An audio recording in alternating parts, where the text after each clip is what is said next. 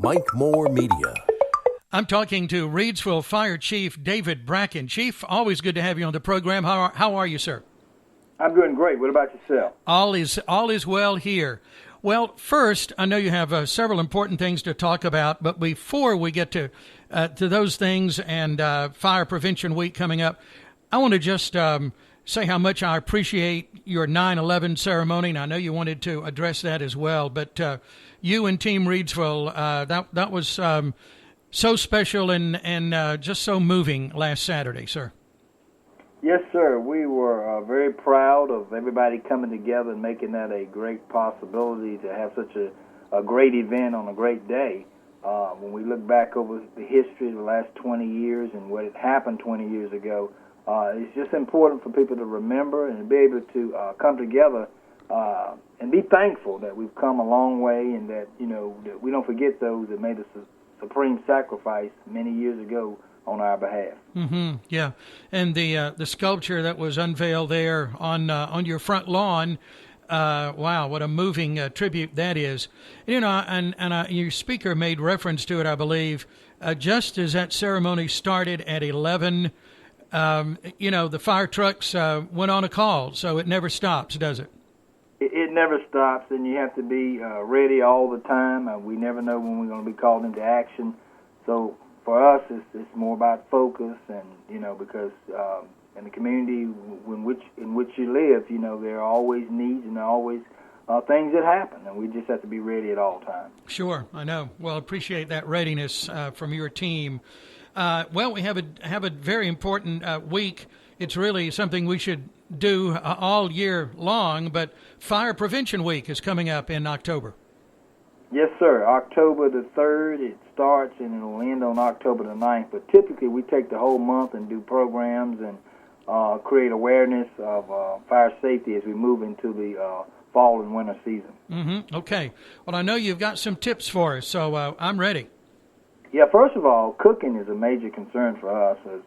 As stated, you and I talked about earlier, we did have a fire at the early part of this week for unattended cooking. So when I say cooking, the biggest thing is stay with it when you have something on the stove. Most of the problems we have or issues that come out of cooking fires is unattended pots and pans that are left on the stove. When people go to the telephone or they go to the door or they go outside and forget about what they have already on the stove, and that's a major concern for us because typically what happens is when it's left unattended, it can really get out of control. That's what happened in the fire earlier this week. A gentleman went outside. When he came back in, as a matter of fact, somebody told him, hollered out and said, "Your house is on fire." Oh.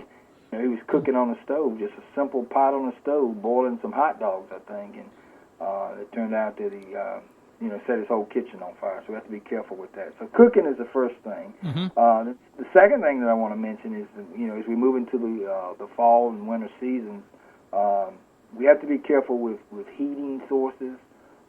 Make sure that if you have a gas furnace that you get it checked before you fire it up. Also, space heaters are a major concern because many times people use space heaters, especially in large residences. So make sure that you're not plugging these into drop cords, but they should be plugged directly into the wall. Also, make sure that you don't leave them for long periods of time unattended as well.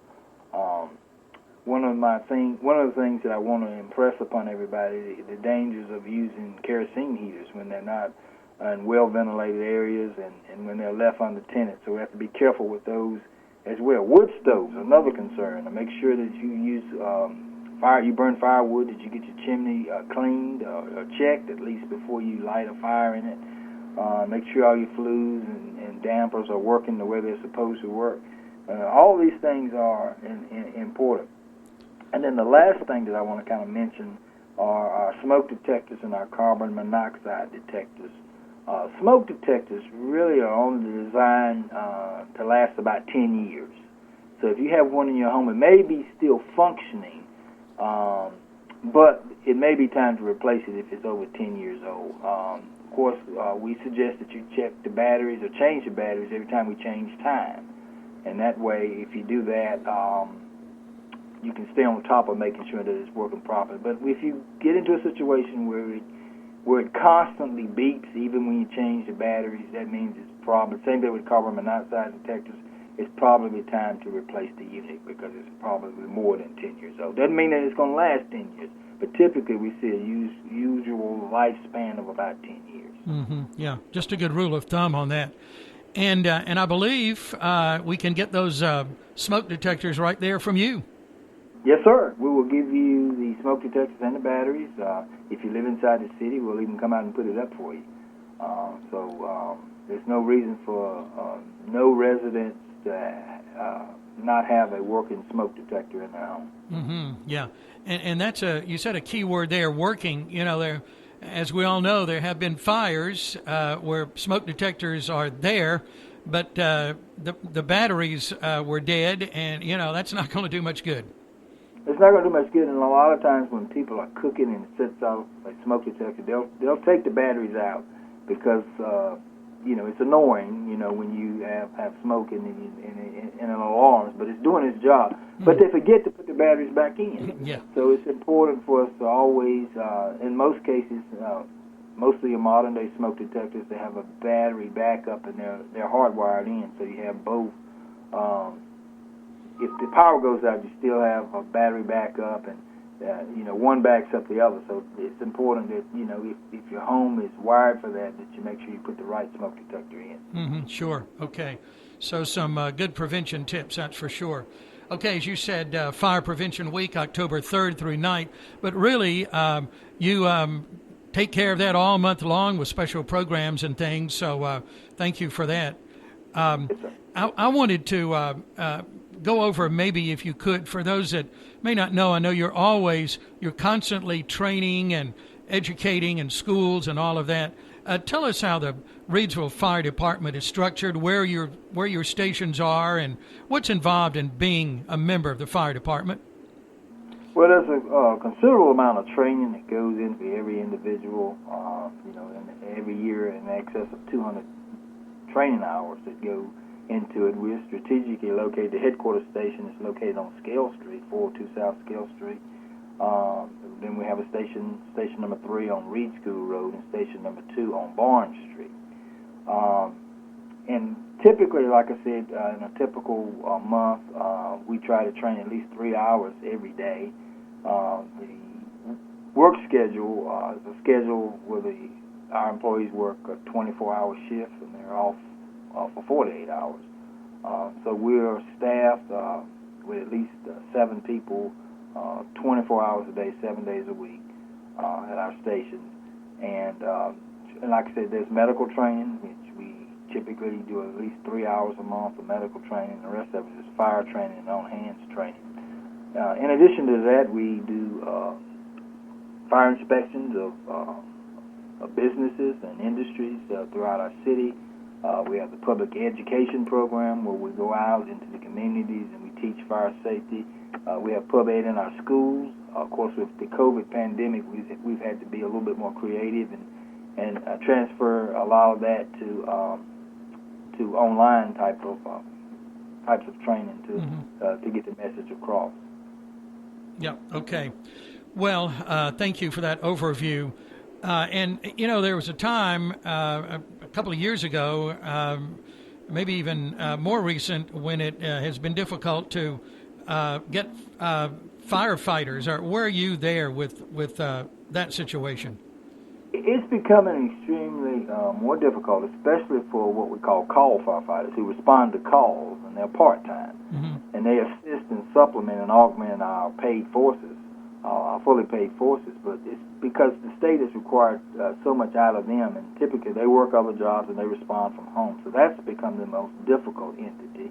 And then as other municipalities and communities hire paid people, of course, that shrinks the pool because we're competing with we compete with all the other departments around us that are hiring because there is a hiring shortage of emergency service personnel all around, and that's always recruiting is always a top priority, and sometimes it can be a difficult task because you're competing with so many other factors. Yeah. If someone is interested, how do we get an application? What's the process for that, Chief? Well, we do online applications. If they go to the City of Reidsville website, they can apply. They'll see a posting if there's an opening. If they check the posting, if there's a firefighter position open, then they can go right in and apply for it directly online. If they're interested and there's not a posting, they can call me, and I can just about cue them or point them into a time frame when there will possibly be an opening. If they'll just stay in contact with me, I can kind of walk them through the process. Okay, great. And you're at Fire Station number 1 there on South Scale Street. And I know this is something you've been doing a long time, Chief. I think you've been with City of Reidsville about 35 years now, haven't you? At 33, working 33. on 34. Okay, 34 coming up. Okay. Well, that's a long time. Thank you for your dedication. Yes, sir. Thank you. Is there anything else we need to mention here in the last couple of minutes? Well, I would say to just encourage everybody to practice fire safety moving forward.